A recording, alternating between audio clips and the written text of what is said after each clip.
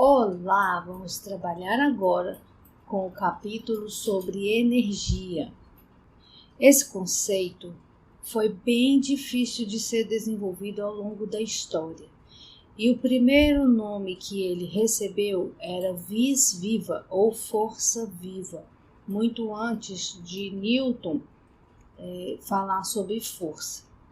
Depois o nome foi mudado justamente porque o conceito de força não é o mesmo de conceito de energia. Então, por causa disso, houve essa mudança. Galileu Galilei já entendia a existência de algum significado no produto da massa pela velocidade ao quadrado, mas ele não conseguiu relacionar esse produto a alguma grandeza física especificamente. Leibniz foi um outro grande matemático contemporâneo de Newton. Denominou esse produto de mv ao quadrado por vis viva, que significa força viva. René Descartes definiu o conceito de quantidade de movimento como mv. E houve uma discussão a respeito de como quantificar o movimento, se o produto mv ao quadrado, sugerido por Galileu, e de acordo com Leibniz, ou se mv, como propunha René Descartes. Acontece que Newton viu o significado no produto mv e chamou de momento linear, quantidade de movimento, momento linear, que é o nosso próximo assunto. Depois que Newton associou o produto mv com a quantificação do movimento, o produto mv ao quadrado ficou um pouco esquecido na história. E somente a partir de 1807, devido a contribuições de Young e Kelvin, que o termo vis viva foi substituído por energia cinética. Mas esse conceito só tomou as proporções que a gente tem hoje depois que foram observadas as leis de conservação. E vários pesquisadores contribuíram nesse processo. As principais pesquisas desenvolvidas no processo de conservação de energia foi a de Watt, estudou as máquinas térmicas e a transformação de energia térmica em energia cinética. Volta estudou as pilhas e a transformação da energia química em energia elétrica. Volta estudou as pilhas e a transformação da energia química em energia elétrica. Oersted estudou os eletroímãs e a transformação de energia elétrica em energia magnética. Seebeck estudou o termopar e transformação de energia térmica em energia elétrica. Faraday estudou a indução magnética, que é a transformação da energia magnética em elétrica, e Joule estudou a transformação da energia elétrica em térmica. Com todas essas leis de transformação, de conservação de energia, é que esse conhecimento começou a tomar forma e a importância que tem nos dias de hoje. E foi Joule que conseguiu realmente associar a sua descoberta a um princípio de conservação de energia. Helmholtz generalizou ainda em 1847 o princípio de conservação em uma lei universal, que posteriormente ficou conhecida como a primeira lei da termodinâmica. Coriolis relacionou o conceito de trabalho com a metade da variação da vis viva. Para manter essa formulação, a vis viva foi definida como meio de mv ao quadrado, que é a forma que a gente conhece como energia cinética atualmente. Então, O trabalho de Coriolis teve um peso muito grande para o desenvolvimento do conceito de energia. Então, o que o Coriolis descobriu? O que Coriolis fez foi encontrar uma maneira de calcular o trabalho. E ele fez isso através da integral do produto escalar entre a força e o deslocamento. E o que mede esse trabalho? Esse trabalho mede a retirada ou o fornecimento de energia para um objeto. Então, se eu tenho uma força atuando em um objeto e essa força varia conforme esse gráfico, e esse objeto sofreu um deslocamento deste ponto até este, o que essa integral me diz é que a quantidade de energia retirada do objeto fornecida é justamente essa área embaixo da curva, a integral da força pelo deslocamento. Então, por exemplo, se eu tenho aqui uma força variando dessa maneira, eu posso encontrar o trabalho. Aqui, essa área 1 é um triângulo retângulo. Então, a base vale 2, a altura vale 100, então, divide por 2, então a área é 100.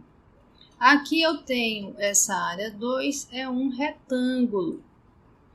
Então, a base vale 2, a altura vale 100, então eu tenho 200. E assim, sucessivamente, você pode calcular o trabalho através da área sob a curva. No caso da força ser constante, a gente pode calcular o trabalho como a força, produto escalar, com o deslocamento total. Isso só é válido se a força é constante. Como que a gente calcula mesmo o produto escalar?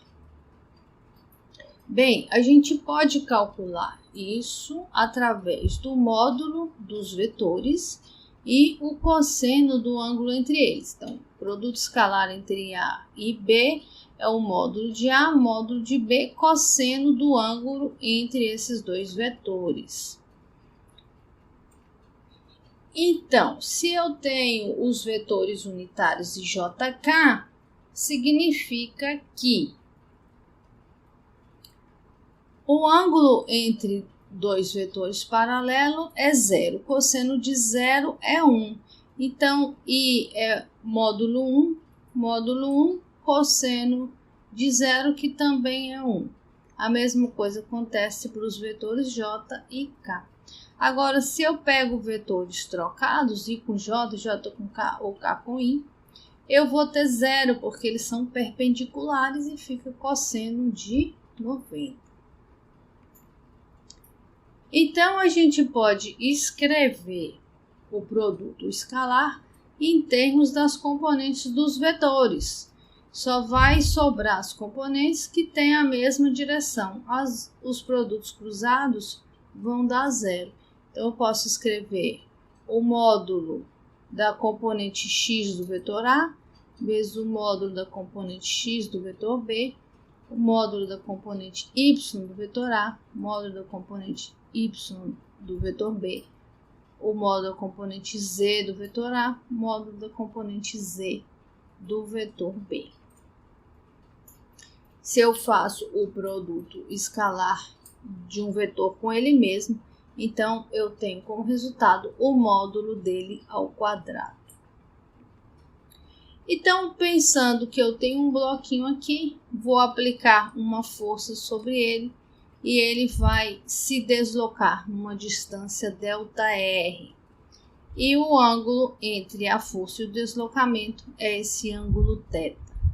Então, essa força F vai realizar um trabalho E esse trabalho vai ser justamente o módulo dessa força vezes o ΔR e o cosseno desse ângulo, né? Se essa força é constante, eu posso calcular dessa forma. Agora, se eu multiplico essa força F pelo cosseno de θ, eu tenho apenas a componente na direção do deslocamento. A componente perpendicular não realiza trabalho. Então, eu posso escrever o trabalho como sendo a componente paralela ao deslocamento vezes o deslocamento total. Eu posso calcular o trabalho pensando apenas na força que é paralela ao deslocamento. Componente perpendicular ao deslocamento não realiza trabalho. Bem, então, o trabalho pode ser calculado de uma maneira geral como a integral desse produto escalar entre a força e o deslocamento. Agora, vamos pensar que eu estou querendo saber o trabalho realizado por uma força resultante. Bem, a força resultante, que a gente tem representado como somatório de todas as forças, né? Na segunda lei de Newton, a gente representou como somatória das forças. Essa somatória das forças é igual ao produto da massa vezes a aceleração. E aqui eu vou colocar a aceleração e o dr como sendo paralelos. A gente já viu que a componente perpendicular não realiza trabalho. Tanto faz eu pegar a componente da força paralela ao deslocamento ou a componente do deslocamento paralelo à força. Não faz diferença. O resultado tem que dar o mesmo. Então, eu vou fazer a aceleração, componente paralela do deslocamento, paralela à aceleração. Mas a aceleração é a derivada da velocidade em relação a tempo. Então, vai ficar massa dv dt. E a velocidade depende também da posição.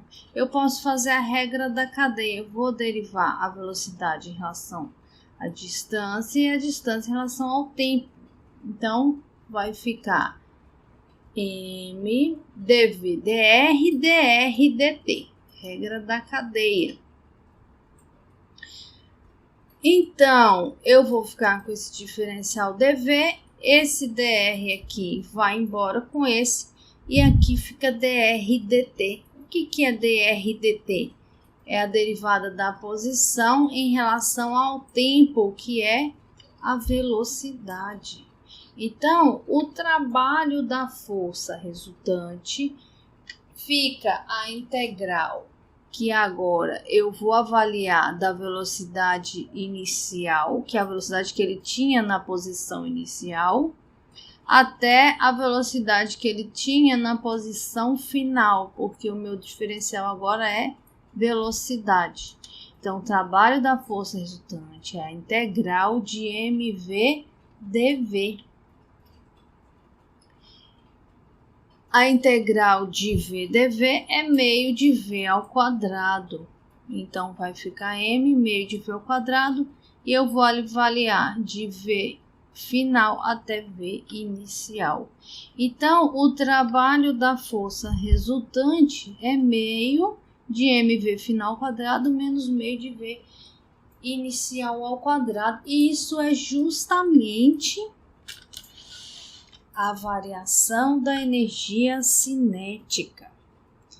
Quando Coriolis definiu o trabalho como sendo a integral da força,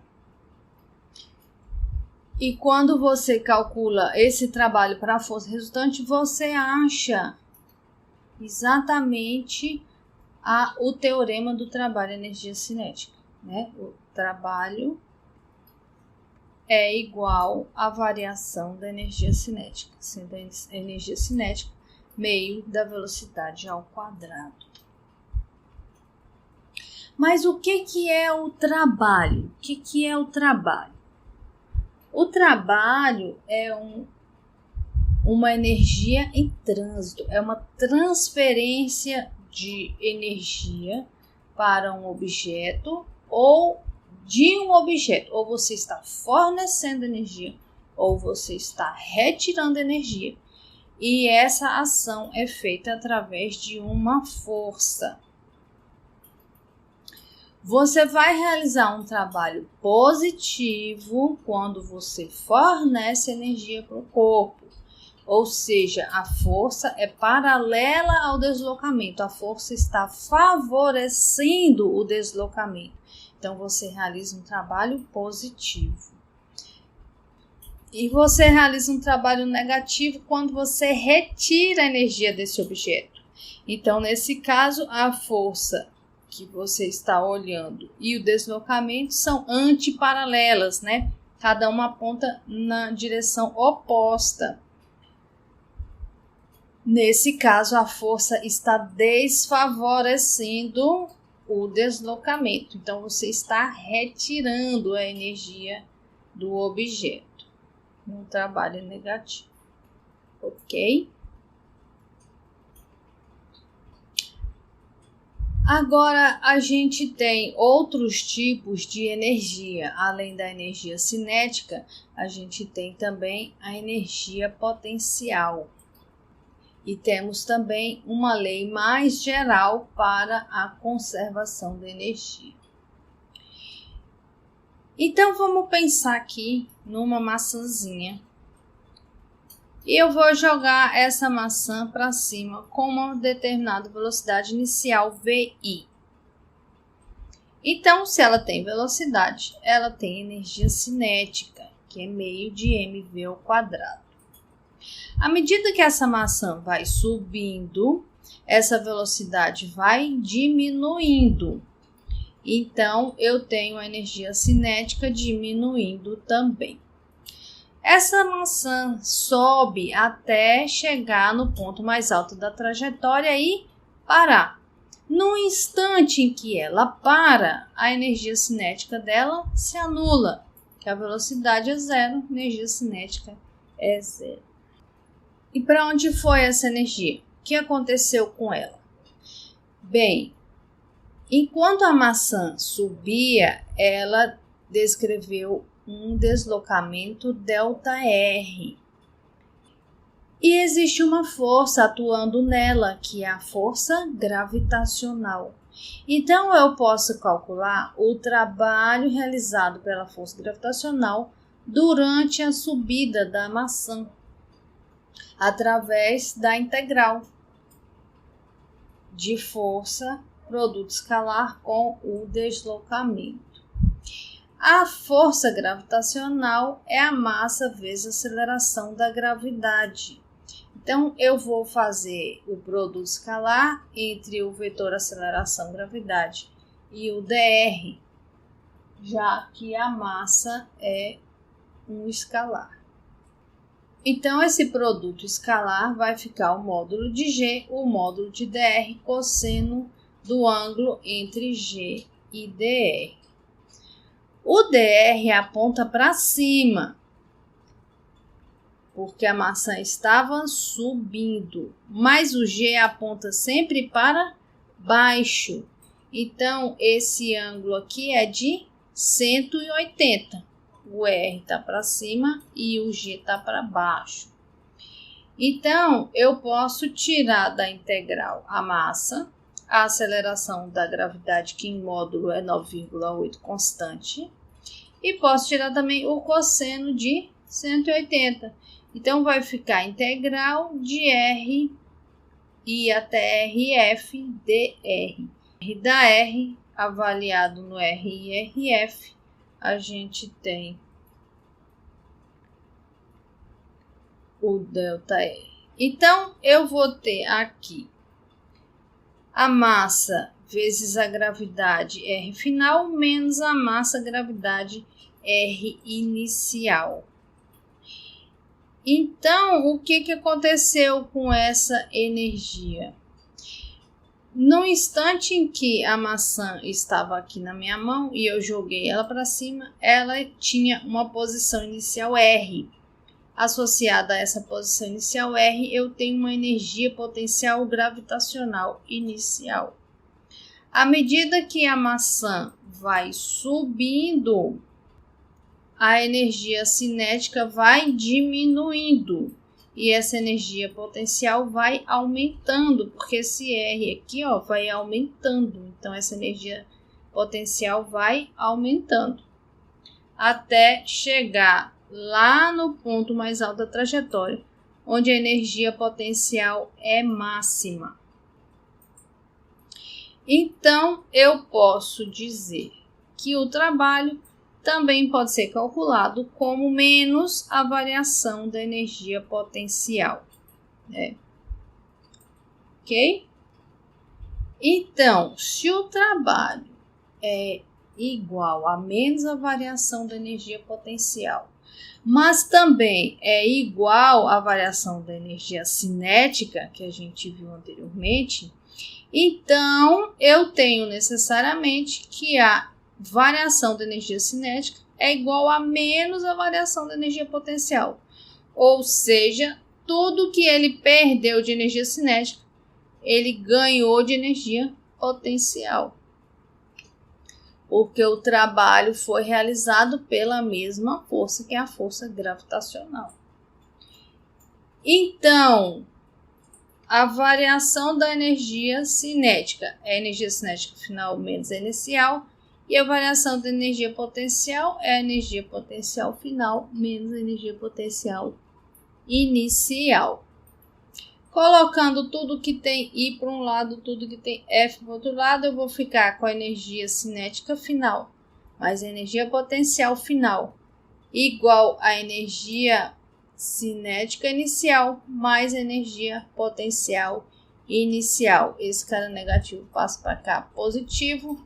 Esse aqui é negativo, passa para cá positivo, e esse daqui fica positivo. Então, a energia que eu tinha no início é exatamente igual à energia que eu tinha no final. Então, a energia se conserva. Então, essa é a lei da conservação da energia. Então, eu vou chamar a soma da energia cinética com a energia potencial de energia mecânica. Então, a energia mecânica se conserva, ou seja, a variação da energia mecânica é igual a zero. Vai ser a variação da energia cinética mais a variação da energia potencial, que tem que dar zero, né? Se você passar essa para cá, você tem a variação da energia mecânica, que é igual a zero, ok? Então, por exemplo, como é que funcionam as montanhas russas dos parques de diversão? O carrinho vai subindo aqui, né, através do motor elétrico. Quando ele chega bem aqui na parte mais alta, o motor é desligado. E esse carrinho vai descer e subir, descer e subir, apenas com a conservação de energia. Então, se eu não tenho nada que dissipe essa energia, se a energia se conserva e eu soltar o carrinho aqui, aonde ele vai chegar? Ele vai escorregar, vai chegar aqui com uma velocidade diferente de zero, portanto ele continua, vai chegar aqui nesse ponto com uma velocidade diferente de zero, continua, chega aqui com uma velocidade ainda diferente de zero, velocidade máxima, né, porque a energia potencial foi para o mínimo, então ele sobe, aqui também ele ainda tem energia cinética e potencial, aqui também, e aí ele sobe aqui. Até onde que ele vai subir? Ele vai subir até o mesmo ponto em que ele foi lançado. Porque a partir daqui, e já não teria mais conservação de energia. Então, ele vai subir no máximo até o local em que ele foi lançado. Se tiver forças dissipativas, como a força de atrito, por exemplo, então ele não vai subir até esse ponto, ele vai subir num ponto mais baixo. A gente já vai ver as consequências da atuação de força dissipativa e força conservativa. Agora, existem outros tipos de energia potencial, né? A gente tem, por exemplo, a energia potencial elástica, né? O que acontece quando você atira uma flecha? Acontece que você puxa a corda, que normalmente é um cabo de aço, e o arco se deforma. Enquanto o arco se deforma, ele acumula energia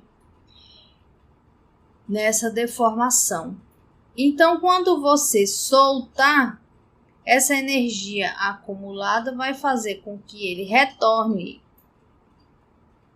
à posição inicial e essa energia vai ser transferida para a flecha. Então, a flecha vai sair com uma velocidade grande. Então, o que acontece com objetos que se deformam? Essa deformação pode armazenar um tipo de energia chamado potencial. Então, se eu tenho aqui uma mola, penduro um bloquinho sobre ele, essa mola vai ser deformada de uma distância x. Se eu penduro 2 vezes o peso, essa mola vai ser deformada por uma distância 2x, 3 pezinhos, 3x e assim por diante. Então, o gráfico que relaciona a força em relação à deformação da mola é uma linha reta, né? Ele tem uma relação linear, né? Um peso, 1x, 2 pesos, 2x, 3 pesos, 3x. E essa relação foi encontrada por Hooke, né? Essa é a lei de Hooke. A força elástica é igual a uma constante K vezes o alongamento ΔX. Essa constante K depende da natureza da mola ou do objeto que está sendo deformado. Ela pode ser mais macia e ter uma constante elástica menor, ou ela pode ser mais dura e ter uma constante elástica maior. Então, vamos supor que eu tenho aqui um bloquinho preso em uma mola. Nessa posição que eu estou chamando aqui de 0, a mola tem o tamanho natural dela.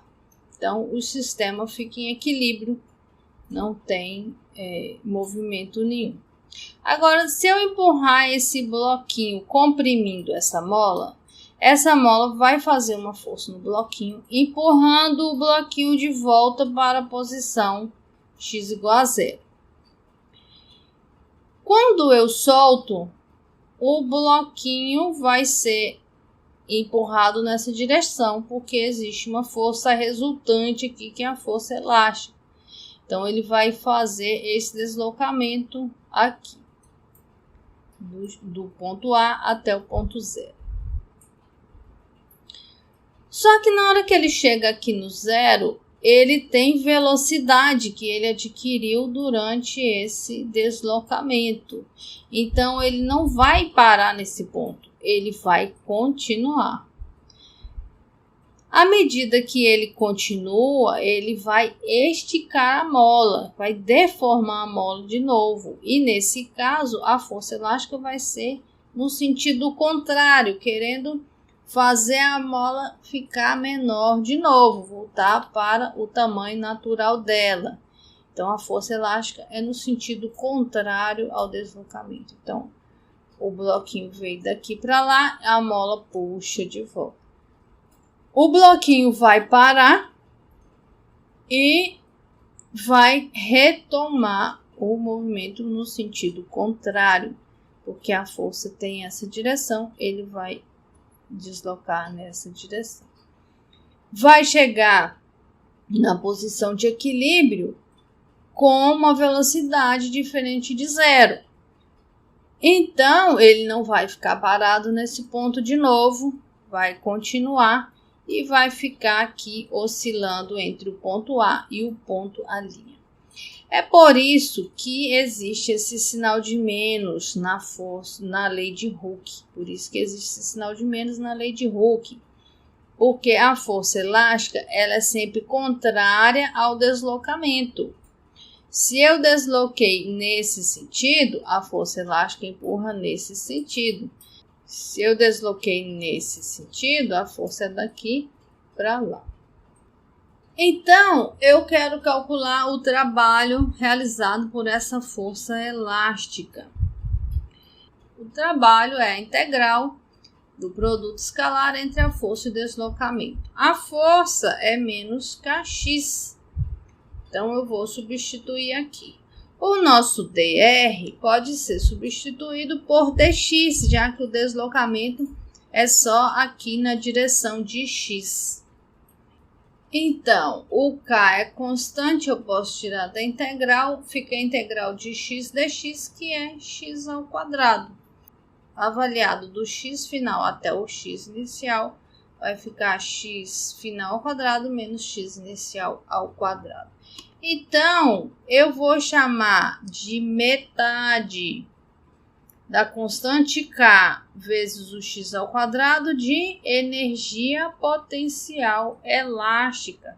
Veja que essa equação que a gente encontrou tem a mesma forma que a energia cinética. Uma constante dividido por 2 vezes uma variável ao quadrado. Então, o trabalho é igual a menos a variação da energia potencial elástica, como deveria ser, que a gente viu lá na energia potencial gravitacional.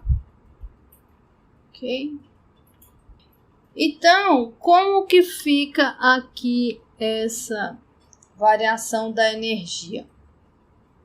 O bloquinho fica oscilando aqui entre o ponto A e o ponto A'. Se você fizer um gráfico, você tem aqui, ó, inicialmente o bloquinho estava neste ponto, com uma energia potencial grande, porque ele está parado e tem a força elástica empurrando ele, tem energia armazenada na mola.